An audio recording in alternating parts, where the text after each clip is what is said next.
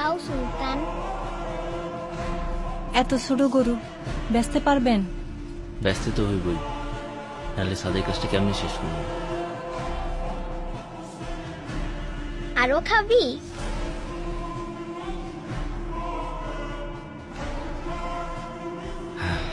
বাজান, তুমি সুলতানরে নিয়ে কই যাও?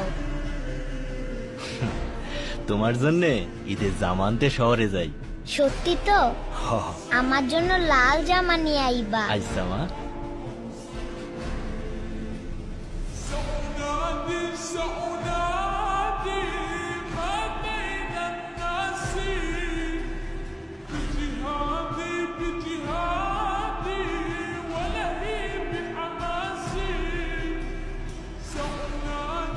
ভাই এইটাই না ছোট গরু ছোট পিকাবে।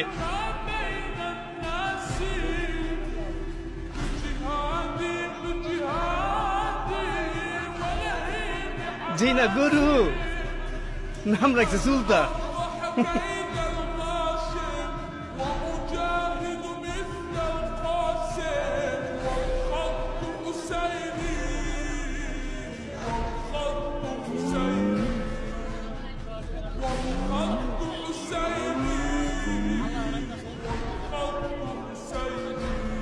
বাহ, গরুটা তো অনেক কিউট। এটা আপনার? হ মা, ওর নাম সুলতান। ওই হাসান সাহেব আসছে। হাটের বড় গরুটা কোন দিকে? সুলতান, সুন্দর নাম তো।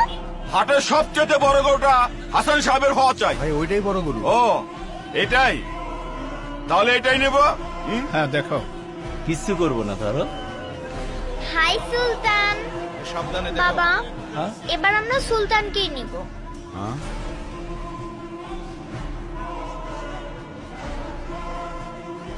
লিসা মামনি, এটা তো অনেক ছোট গরু।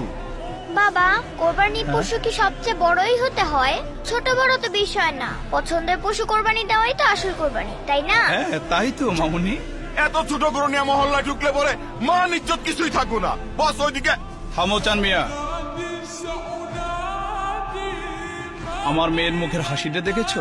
তাই আমি ঠিক করেছি ওই সুলতানই হবে আমাদের এবারের ঈদের একমাত্র কোরবানির গরু। কি বলো মামুনি? থ্যাংক ইউ বাবা।